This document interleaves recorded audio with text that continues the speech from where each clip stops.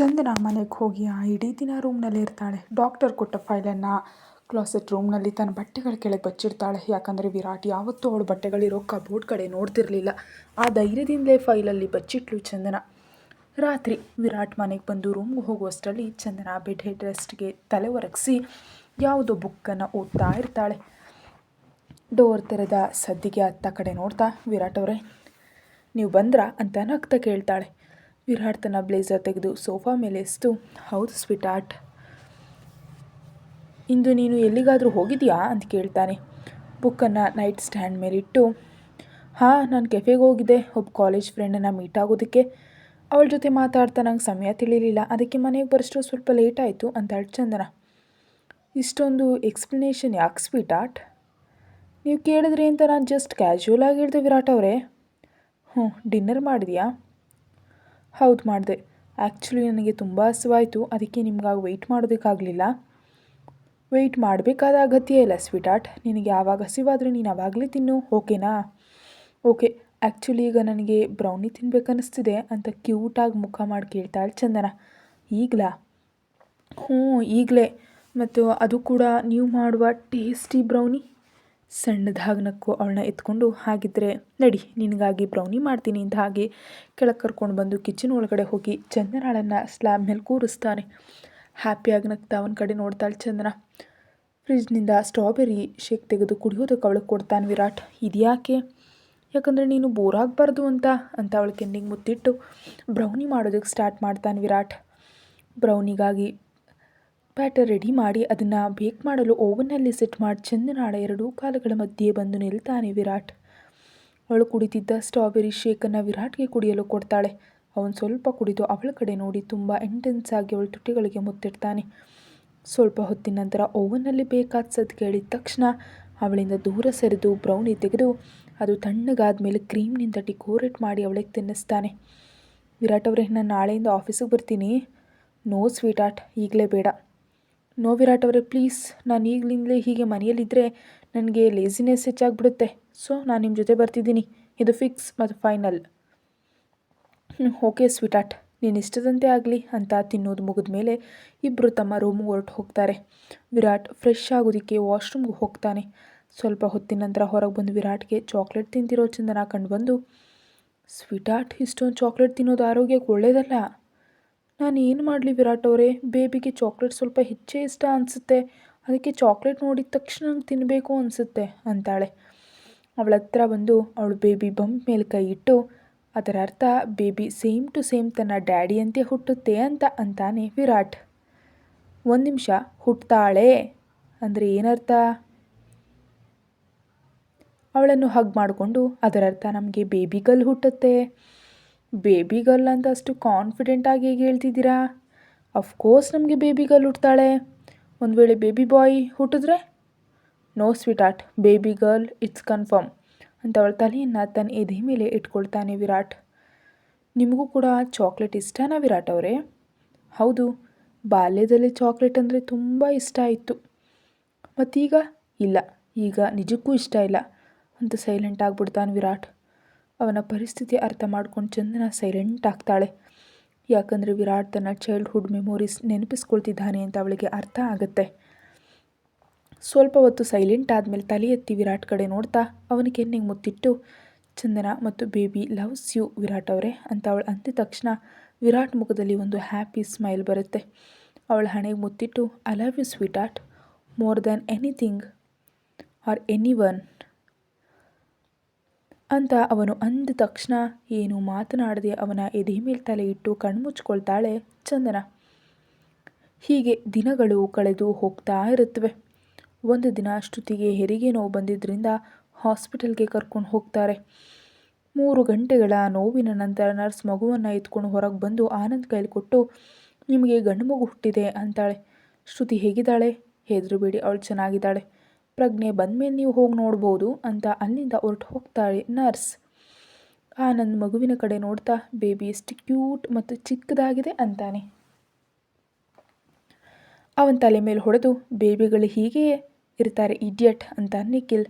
ನಾನು ಕೂಡ ಎತ್ಕೊಳ್ತೀನಿ ಪ್ಲೀಸ್ ಅಂತ ಮಗುವನ್ನು ಎತ್ಕೊಳ್ತಾಳೆ ಚಂದನ. ವಾವ್ ಸೋ ಕ್ಯೂಟ್ ಅಂತ ಹ್ಯಾಪಿಯಾಗಿ ಮಗುವನ್ನು ಎತ್ಕೊಂಡು ಚೇರ್ನಲ್ಲಿ ಕೂತ್ಕೊಳ್ತಾಳೆ. ಅಲ್ಲೇ ಗೋಡೆಗೆ ಹೊರಗೆ ನಿಂತಿದ್ದ ವಿರಾಟ್ ಚಂದನಾಳ ಕಡೆಯೇ ನೋಡ್ತಿರ್ತಾನೆ. ಶ್ರುತಿಗೆ ಪ್ರಜ್ಞೆ ಬಂದು ನರ್ಸ್ ಬಂದು ಹೇಳಿದ ತಕ್ಷಣ ಎಲ್ಲರೂ ಅವಳನ್ನು ನೋಡೋದಕ್ಕೆ ಮಗುವನ್ನು ಕರ್ಕೊಂಡು ಹೋಗ್ತಾರೆ. ಅಷ್ಟರಲ್ಲಿ ಚಂದನ ವಿರಾಟ್ ಕಡೆ ನೋಡಿ, ನೀನು ಮಗುವನ್ನು ಇನ್ನೂ ಹಿಡಿದುಕೊಳ್ಳಿಲ್ವಲ್ಲ ವಿರಾಟ್ ಅವರೇ? ನೋ ಸ್ವೀಟಾರ್ಟ್, ನನ್ನಿಂದಾಗಲ್ಲ ಅಂತ ಅವಳ ಸೊಂಟಕ್ಕೆ ಕೈ ಹಾಕಿ ಹತ್ರ ಸೆಳಿತಾನೆ ವಿರಾಟ್. ಅರೆ, ಹಾಗೆ ಹೇಗೆ ನಿಮ್ಮಿಂದ ಆಗಲ್ಲ ಅಂತೀರಾ? ನಾಳೆ ನಮ್ಮ ಬೇಬಿ ಹುಟ್ಟಿದ ಮೇಲೆ ಫಸ್ಟ್ ನೀವೇ ಎತ್ಕೊಳ್ಬೇಕು ಗೊತ್ತಾ?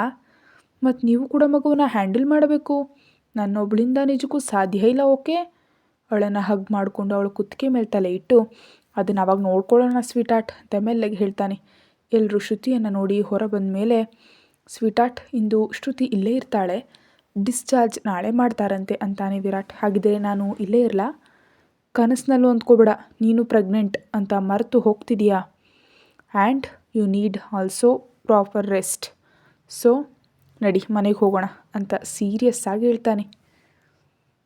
ಹೌದು ಚಂದನ, ನೀನು ಮನೆಗೆ ಹೋಗು, ನಾವೆಲ್ಲರೂ ಇದ್ದೀವಲ್ಲ ಅಂತಾನೆ ನಿಖಿಲ್. ಓಕೆ ಅಂತ ವಿರಾಟ್ ಕಡೆ ನೋಡ್ತಾಳೆ. ಅವನು ಕೋಪದಿಂದ ಅವಳ ಕಡೆ ನೋಡ್ತಾ ಅವಳ ಕೈ ಹಿಡಿದು ಅಲ್ಲಿಂದ ಕರ್ಕೊಂಡು ಹೋಗ್ತಾನೆ ವಿರಾಟ್. ಹೊರಗೆ ಬಂದ ಮೇಲೆ ಅವಳನ್ನ ಕಾರ್ಗೆ ಹೊರಗಿಸಿ ಕೋಪದಿಂದ ಅವಳ ಕಡೆ ನೋಡ್ತಾ, ನೀನು ಪ್ರೆಗ್ನೆಂಟ್ ಅನ್ನೋ ವಿಷಯ ಮರ್ತು ಹೋದ್ಯಾ? ಅದಕ್ಕೆ ರಾತ್ರಿ ಇಲ್ಲಿರ್ತೀನಿ ಅಂತಿದ್ಯಾ ಅಂತ ಸೀರಿಯಸ್ ಆಗಿ ಕೇಳ್ತಾನೆ ವಿರಾಟ್. ನಾನು ಅಂದೆ ಅಷ್ಟೇ, ಆದರೆ ಇರಲಿಲ್ವಲ್ಲ ವಿರಾಟ್ ಅವರೇ? ಹೌದು ಇರಲಿಲ್ಲ, ಯಾಕಂದರೆ ನಾನು ಬೇಡ ಅಂದೆ, ಅದಕ್ಕೆ. ಇಲ್ದಿದ್ದರೆ ನೀನು ಇಲ್ಲೇ ಸೆಟಲ್ ಆಗಿಬಿಡ್ತಿದ್ದೆ ಅಲ್ವಾ? ಮತ್ತು ಇಡೀ ರಾತ್ರಿ ನೀನು ಕಾಳಜಿ ಯಾರು ಮಾಡ್ತಾರೆ? ಈಗ ನೀನು ಒಬ್ಬಳೇ ಇಲ್ಲ, ನಿನ್ನೊಳಗೆ ನನ್ನ ಬೇಬಿಗಲ್ಲಿದ್ದಾಳೆ, ಸೊ ಕೇರ್ಫುಲ್ಲಾಗಿರು ಅಂತ ವಿರಾಟ್ ಹೇಳ್ತಿದ್ರೆ ಅವಳನ್ನೇ ನೋಡ್ತಿರ್ತಾಳೆ ಚಂದನ. ಅವಳಿಂದ ದೂರ ಸರಿದು ಕಾರ್ನಲ್ಲಿ ಕೂತ್ಕೊಂತ ಯಾರದ್ದೋ ಕಾಲ್ ಮಾಡ್ತಾನೆ ವಿರಾಟ್. ಹೀಗೆ ನೀವು ನಿಮ್ಮ ಬೇಬಿಗಳ ಮೇಲೆ ಪ್ರೀತಿ ಬೆಳೆಸ್ಕೊಳ್ಳಿ ವಿರಾಟ್ ಅವರೇ, ಆಗಲೇ ನಿಮಗೆ ನನ್ನ ಕಂಡೀಷನ್ ಬಗ್ಗೆ ತಿಳಿದ್ರೆ ನೀವು ಬೇಬಿಗೆ ಏನು ಆಗದಂತೆ ನೋಡ್ಕೊಳ್ತೀರಿ ಅಂತ ಮನಸ್ಸಿನಲ್ಲೇ ಅಂದ್ಕೊಂಡು ಕಾರ್ನಲ್ಲಿ ಕೂತ್ಕೊಳ್ತಾಳೆ. ಕಾಲ್ನಲ್ಲಿ ಮಾತನಾಡಿದ ಮೇಲೆ ಡ್ರೈವಿಂಗ್ ಸೀಟ್ನಲ್ಲಿ ಕೂತ್ಕೊಳ್ತಾನೆ. ವಿರಾಟ್ ಅವರೇ, ನನಗೆ ಹಸಿವಾಗ್ತಿದೆ. Okay sweetheart. ರೆಸ್ಟೋರೆಂಟ್ ಹತ್ರ ಕಾರ್ ನಿಲ್ಲಿಸ್ತಾನೆ. ನೋ, ನನಗೆ ರೆಸ್ಟೋರೆಂಟ್ನಲ್ಲಿ ತಿನ್ನೋದಕ್ಕೆ ಇಷ್ಟ ಇಲ್ಲ, ಸ್ಟ್ರೀಟ್ ಫುಡ್ ತಿಂತೀನಿ. No sweetheart, street food unhygienic. Virat ಅವರೇ, ನೀವು ಕಾರ್ ನಿಲ್ಲಿಸಿ ಅಂತ ಚಂದನ ಕಿರ್ಚಿದ ತಕ್ಷಣ ಕಾರ್ ನಿಲ್ಲಿಸ್ಬಿಡ್ತಾನೆ. ನನಗೇನು ತಿನ್ನಬೇಕು ಅನಿಸುತ್ತೋ ಅದನ್ನೇ ತಿಂತೀನಿ ಅಂತ ಕಾರ್ನಿಂದ ಹೊರಗೆ ಇಳಿತಾಳೆ ಚಂದನ.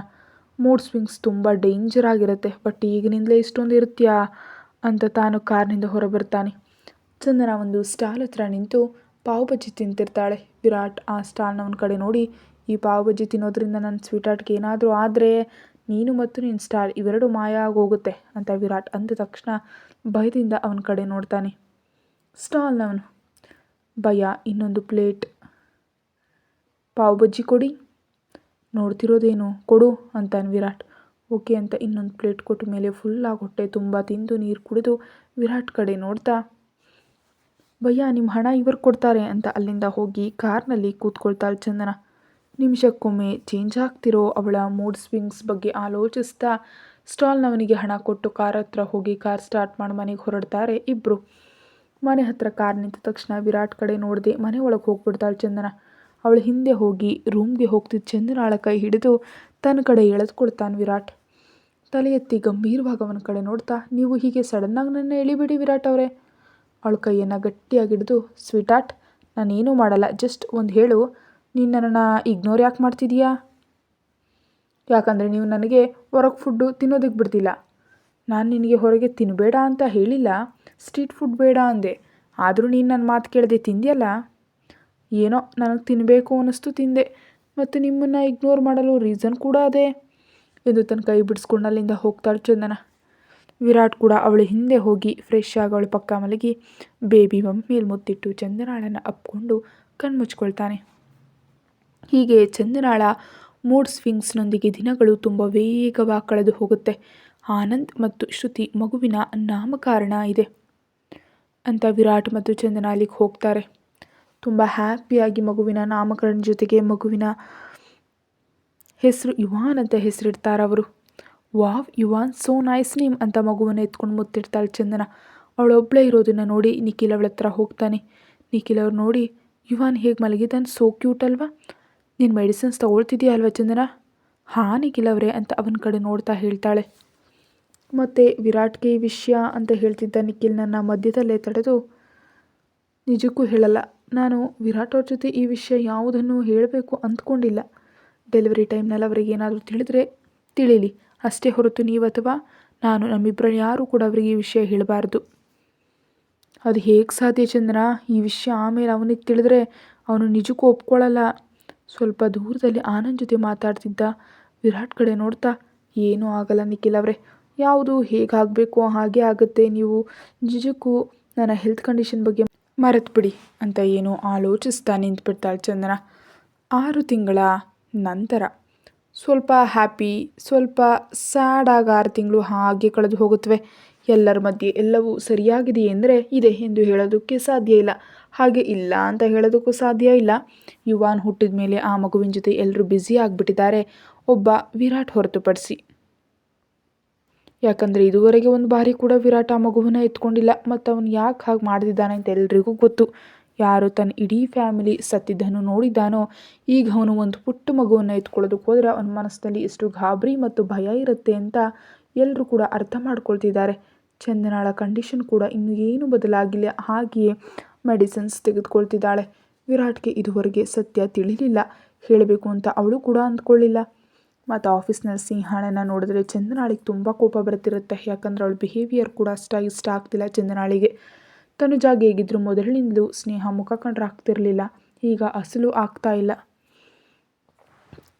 ಈ 6 ತಿಂಗಳಲ್ಲಿ ಎಲ್ಲದಕ್ಕಿಂತ ದೊಡ್ಡ ಗುಡ್ ನ್ಯೂಸ್ ಏನಂದರೆ ವಿರಾಟ್ ತನ್ನ ಹುಟ್ಟಲಿರೋ ಬೇಬಿ ಗರ್ಲ್ಗಾಗಿ ತುಂಬ ಕಾತುರದಿಂದ ವೆಯ್ಟ್ ಮಾಡ್ತಿರೋದು ಮತ್ತು ತುಂಬ ಕ್ಲೋಸಾಗಿ ಕನೆಕ್ಟ್ ಕೂಡ ಆಗಿಬಿಟ್ಟಿದ್ದಾನೆ. ಪ್ರತಿದಿನ ರಾತ್ರಿ ಮಗುವಿನ ಜೊತೆ ಮಾತಾಡ್ತಿದ್ದ. ಅದು ಹೊರತಾಗಿ ಚಂದನಳನ್ನು ಅಂದರೆ ತುಂಬ ಜಾಗರೂಕತೆಯಿಂದ ನೋಡ್ಕೊಳ್ತಿದ್ದ. ಈಗಲೂ ನೋಡ್ಕೊಳ್ತಿದ್ದಾನು ಕೂಡ. ಆ ಮಗುವನ್ನು ವಿರಾಟ್ಗೆ ಇಷ್ಟು ಕ್ಲೋಸ್ ಮಾಡೋದ್ರಲ್ಲಿ ಕೇವಲ ಚಂದನಳ ಪಾತ್ರ ಮಾತ್ರ ಇದೆ. ತಾನು ಅಂದ್ಕೊಂಡಂತೆ ವಿರಾಟ್ ಮಗುವಿನ ಜೊತೆ ಕನೆಕ್ಟ್ ಆಗುವಂತೆ ಮಾಡಿದ್ದಾಳೆ. ಚಂದನ ಹಾಲ್ನಲ್ಲಿ ಸೋಫಾದಲ್ಲಿ ಕೂತು ಐಸ್ ಕ್ರೀಮ್ ತಿಂತಿರ್ತಾಳೆ. ಅವಳಿಗೆ ಈಗ 8ನೇ ತಿಂಗಳು ಸ್ಟಾರ್ಟ್ ಆಗಿದೆ. ಚಂದನ ಸಮಯ ನೋಡ್ತಾ, ಈ ವಿರಾಟ್ ಅವರೆಲ್ಲ ಹೋಗಿದ್ದಾರೆ, ಇನ್ನೂ ಬಂದಿಲ್ವಲ್ಲ ಅಂತವನಿಗೆ ಕಾಲ್ ಮಾಡ್ತಾಳೆ. ಹಲೋ ಸ್ವೀಟಾರ್ಟ್. ವಿರಾಟ್ ಅವರೇ, ನೀವೆಲ್ಲಿದ್ದೀರಾ? ಈಗಷ್ಟೇ ಆಫೀಸ್ನಿಂದ ಹೊರಬಂದೆ, ಸ್ವಲ್ಪ ಹೊತ್ತಿನಲ್ಲಿ ಮನೆಗೆ ಬರ್ತೀನಿ ಸ್ವೀಟಾರ್ಟ್. ಮತ್ತು ನಾನು ಹೇಳಿದ್ದು ತರ್ತೀನಿ. ಓಕೆ ಅಂತ ಕಾಲ್ ಕಟ್ ಮಾಡ್ತಾಳೆ ಚಂದನ. ವಿರಾಟ್ ಫೋನ್ ಪಾಕೆಟ್ನಲ್ಲಿಟ್ಟು ಪಕ್ಕದಲ್ಲಿರೋ ನಿಖಿಲ್ ಕಡೆ ನೋಡ್ತಾನೆ. ಅವನು ತನ್ನ ಕಡೆಗೆ ನೋಡಿ ನಗುವುದನ್ನು ಕಂಡು, ಚಂದನಾಳಿಂದಾಗಿ ನಿಜವಾಗಿಯೂ ನೀನು ತುಂಬ ಬದಲಾಗಿ ಹೋಗಿದೀಯಾ. ಅವಳಿಂದ ಕಾಲ್ ಬಂದರೆ ಸಾಕು ಒಂಥರ ಭಯ ಅಲ್ವಾ? ಹೌದು, ಯಾಕಂದರೆ ನನ್ನ ಸ್ವೀಟಾರ್ಟ್ ಮಾತ್ರ ನನ್ನನ್ನು ಹೆದರಿಸಬಲ್ಲಳು. ಆ್ಯಂಡ್ ನೌ ಬಾಯ್, ನನ್ನ ಸ್ವೀಟಾರ್ಟ್ ನನಗೆ ವೆಯ್ಟ್ ಮಾಡ್ತಿದ್ದಾಳೆ ಅಂತ ಕಾರ್ ಸ್ಟಾರ್ಟ್ ಮಾಡ್ಕೊಂಡು ಅಲ್ಲಿಂದ ಹೊರಡ್ತಾನೆ. ಹೋಗ್ತಿರೋ ವಿರಾಟ್ ಕಾರ್ ಕಡೆ ನೋಡ್ತಾ, ಎಷ್ಟು ಚೇಂಜ್ ಬಂತು ನಿನ್ನಲ್ಲಿ, ಹೀಗೆ ಇದ್ದವನನ್ನು ಹೇಗೆ ಮಾಡಿದ್ಲು ಚಂದನ, ಮತ್ತು ಬೇಬಿ ಬರ್ತಾಳೆ ಅಂತ ತಿಳಿದಾಗಿನಿಂದ ನೀನು ಕೂಡ ತುಂಬ ಬದಲಾಗಿದೆಯಾ ವಿರಾಟ್. ಐ ಹೋಪ್ ಈಗ ಯಾವುದೇ ಪ್ರಾಬ್ಲಮ್ ಬರದೆ ಲೈಫ್ ಲಾಂಗ್ ನೀವು ಮೂವರು ಹ್ಯಾಪಿ ಆಗಿರಲಿ ಅಂತ ಬಯಸ್ತೀನಿ ಅಂತ ಅಂದ್ಕೊಳ್ತಾನೆ ನಿಖಿಲ್. ವಿರಾಟ್ ಮನೆಯೊಳಗೆ ಬರ್ತಿದ್ದಂತೆ ಅವನ ಹತ್ರ ಬಂದು ಕೈ ಚಾಚ್ತಾಳೆ ಚಂದನ. ಅವಳ ಕೈಯಲ್ಲಿ ಒಂದು ಬಾಕ್ಸ್ ಇಟ್ಟ ತಕ್ಷಣ ಹ್ಯಾಪಿಯಾಗಿ ನಗ್ತಾ ಸೋಫಾದಲ್ಲಿ ಕೂತು ಆ ಬಾಕ್ಸ್ ಓಪನ್ ಮಾಡ್ತಾಳೆ. ಅದರಲ್ಲಿ ರೆಡ್ ವೆಲ್ವೆಟ್ ಕೇಕ್ ಇರುತ್ತೆ. ಹ್ಯಾಪಿಯಾಗಿ ಕೇಕ್ ತಿನ್ನೋದಕ್ಕೆ ಪ್ರಾರಂಭಿಸ್ತಾಳೆ ಚಂದನ. ವಿರಾಟ್ ಅವಳ ಪಕ್ಕದಲ್ಲಿ ಕೂತ್ಕೊಳ್ತಾನೆ. ಅವಳ ಬೇಬಿ ಬಂಪ್ ಮೇಲೆ ಕೈ ಇಟ್ಟು, ನಮ್ಮ ಬೇಬಿಗೆ ಕೇಕ್ಸ್ ಮತ್ತು ಐಸ್ ಕ್ರೀಮ್ ತುಂಬ ಇಷ್ಟ ಅನಿಸುತ್ತಲ್ವಾ? ಸ್ಪೆಷಲ್ ರೆಡ್ ವೆಲ್ವೆಟ್ ಕೇಕ್ ಅಂತ ತಿಂತಾ ಹೇಳ್ತಾಳೆ ಚಂದನ. ಎಸ್ ಮೈ ಬೇಬಿ ಅಂತ ಹೇಳ್ತಿರುವಾಗ ಬೇಬಿ ಓದಿದ್ರಿಂದ ವಿರಾಟ್ ಮುಖದಲ್ಲಿ ಒಂದು ಹ್ಯಾಪಿ ಸ್ಮೈಲ್ ಬರುತ್ತೆ. ಓಕೆ ಸ್ವೀಟಾರ್ಟ್, ನಾನು ಫ್ರೆಶ್ ಆಗಿ ಬರ್ತೀನಿ ಅಂತ ಅಲ್ಲಿಂದ ರೂಮ್ಗೆ ಹೊರಟು ಹೋಗ್ತಾನೆ ವಿರಾಟ್. ಚಂದನ ತನ್ನ ಬೇಬಿ ಬಂಪ್ ಮೇಲೆ ಕೈ ಇಟ್ಟು ಏನೋ ಆಲೋಚಿಸ್ತಾಳೆ. 2 ತಿಂಗಳ ಹಿಂದೆ ಚಂದನ ಬೆಡ್ ಮೇಲೆ ಕೂತು ರೆಡಿ ಆಗ್ತಿರುವಾಗ ವಿರಾಟ್ ಕಡೆ ನೋಡ್ತಾ ಇರ್ತಾಳೆ. ಹಿಂದೆ ತಿರುಗಿ ಅವಳ ಕಡೆ ನೋಡ್ತಾ, ವಾಟ್ ಹ್ಯಾಪನ್ ಸ್ವೀಟಾರ್ಟ್ ಅಂತ ಕೇಳ್ತಾನೆ ವಿರಾಟ್. ನನಗೆ ಹೊರಗೆ ಹೋಗಬೇಕು ಅನ್ನಿಸ್ತಿದೆ. ಇವಾಗ ಈ ಕಂಡೀಷನ್ನಲ್ಲ, ನಾನು ಪೇಷಂಟ್ ಅಲ್ಲ ವಿರಾಟ್ ಅವರೇ ಅಂತ ಕೋಪದಿಂದ ಹೇಳ್ತಾಳೆ. ಬಟ್ ಪ್ರೆಗ್ನೆಂಟ್ ಅಂತೂ ಇದೆಯಲ್ಲ ಸ್ವೀಟಾರ್ಟ್. ಹೊರಗೆ ತುಂಬ ಕೂಲಾಗಿದೆ ಮತ್ತು ಆ ವೆದರ್ ನಿನಗೆ ಸೆಟ್ ಆಗದಿದ್ದರೆ ನಿನ್ನ ಜೊತೆ ಒಳಗಿರೋ ನಮ್ಮ ಬೇಬಿ ಕೂಡ ಶೀತ ಆಗುತ್ತೆ ಅಂತಾನೆ ವಿರಾಟ್. ಬಟ್ ವಿರಾಟ್ ಅವರೇ ಅಂತ ಏನೋ ಹೇಳ್ತಿದ್ದೆ ಚಂದನ ಸಡನ್ನಾಗಿ ನಿಂತು ತನ್ನ ಬೇಬಿ ಬಂಪ್ ಮೇಲೆ ಕೈ ಇಡ್ತಾಳೆ. ಏನಾಯಿತು ಸ್ವೀಟಾರ್ಟ್ ಅಂತ ಗಾಬರಿಯಿಂದ ಕೇಳ್ತಾನೆ. ಏನು ಮಾತಾಡ್ದೆಯಾ ಹಾಗೆ ಫ್ರೀಸ್ ಆಗಿಬಿಡ್ತಾಳೆ ಚಂದನ. ಸ್ವೀಟಾರ್ಟ್, ನೀನು ಚೆನ್ನಾಗಿದೆಯಾ ತಾನೇ? ನಮ್ಮ ಬೇಬಿ ಕಿಕ್ ಮಾಡ್ತಿದ್ದಾಳೆ ವಿರಾಟ್ ಅವರೇ. ವಾಟ್? ಹೌದು ವಿರಾಟ್ ಅವರೇ, ಬೇಕಿದ್ರೆ ನೋಡಿ ಅಂತ ವಿರಾಟ್ ಕೈಯನ್ನು ತನ್ನ ಬೇಬಿ ಬಂಪ್ ಮೇಲಿಟ್ಟ ತಕ್ಷಣ ಆವಾಗಲೇ ಬೇಬಿ ಮತ್ತೆ ಕಿಕ್ ಮಾಡ್ತಾಳೆ. ಆ ಫೀಲ್ ವಿರಾಟ್ಗೆ ಹೇಗಿರುತ್ತೆ ಅಂದರೆ ಅವನು ಮಾತುಗಳಲ್ಲಿ ಹೇಳೋದಕ್ಕೆ ಸಾಧ್ಯವಾಗ್ತಿಲ್ಲ. ಅವನ ಹಾರ್ಟ್ ಬೀಟ್ ಸಡನ್ನಾಗಿ ಹೆಚ್ಚಾಗುತ್ತೆ. ನನ್ನ ಬೇಬಿ ಕಿಕ್ ಅಂತ ಬಾಯಿಂದ ಮಾತುಗಳೇ ಬರೋದಿಲ್ಲ. ಹೌದು ವಿರಾಟ್ ಅವರೇ, ನಮ್ಮ ಬೇಬಿ ಕಿಕ್ ಮಾಡಿದ್ದಾಳೆ ಅಂತ ಹ್ಯಾಪಿಯಾಗಿ ಹೇಳ್ತಾಳೆ ಚಂದನ. ಹ್ಯಾಪಿ ಸ್ಮೈಲ್ನೊಂದಿಗೆ ಅವಳನ್ನ ಗಟ್ಟಿಯಾಗಿ ಅಪ್ಕೊಳ್ತಾನೆ ವಿರಾಟ್. ಪ್ರಸ್ತುತ ಕೇಕ್ ಫಿನಿಶ್ ಆಯಿತಾ ಸ್ವೀಟಾರ್ಟ್ ಅಂತ ಅವಳ ಹತ್ರ ಬಂದು ಕೇಳ್ತಾನೆ ವಿರಾಟ್. ಅವಳ ಮುಖವನ್ನು ಟಿಶ್ಯೂನಿಂದ ಕ್ಲೀನ್ ಮಾಡ್ತಾ ಅವಳನ್ನು ಕೆಳಗಿರೋ ಬೆಡ್ರೂಮ್ ಕರ್ಕೊಂಡು ಹೋಗ್ತಾನೆ ವಿರಾಟ್. ಲಾಸ್ಟ್ 2 ಮಂತ್ಸ್ನಿಂದ ವಿರಾಟ್ ತಮ್ಮ ಬೆಡ್ರೂಮನ್ನು ಕೆಳಗೆ ಸೆಟ್ ಮಾಡಿದ್ದಾನೆ. ಯಾಕಂದರೆ ಸ್ಟೆಪ್ಸ್ ಹತ್ತಿ ಇಳಿಯೋದ್ರಿಂದ ಚಂದನಾಳಿಗೆ ಸೊಂಟ ನೋವು ಮತ್ತು ಕಾಲು ನೋವು ಬರ್ತಿತ್ತು. ಅದಕ್ಕಾಗಿ ಚಂದನಾಳನ್ನು ಜಾಗರೂಕತೆಯಿಂದ ಬೆಡ್ ಮೇಲೆ ಮಲಗಿಸಿ ತಾನು ಕೂಡ ಅವಳ ಪಕ್ಕ ಮಲಗಿ ಹೊಟ್ಟೆ ಮೇಲೆ ಕೈ ಇಟ್ಟು ಬೇಬಿ ಜೊತೆ ಏನೇನೋ ಮಾತಾಡ್ತಿರ್ತಾನೆ ವಿರಾಟ್. ಬೇಬಿ ಕಿಕ್ ಮಾಡಿದ ದಿನದಿಂದ ಪ್ರತಿದಿನ ವಿರಾಟ್ ಮಾಡೋ ಕೆಲಸ ಇದೆ. ಅವನ ಕಡೆ ನೋಡ್ತಾ ಹ್ಯಾಪಿ ಸ್ಮೈಲ್ನೊಂದಿಗೆ ಕಣ್ಣು ಮುಚ್ಚಿ ನಿದ್ರೆಗೆ ಜಾರ್ತಾಳೆ ಚಂದನ. ಕತೆ ಮುಂದುವರಿಯುತ್ತೆ. Thank you.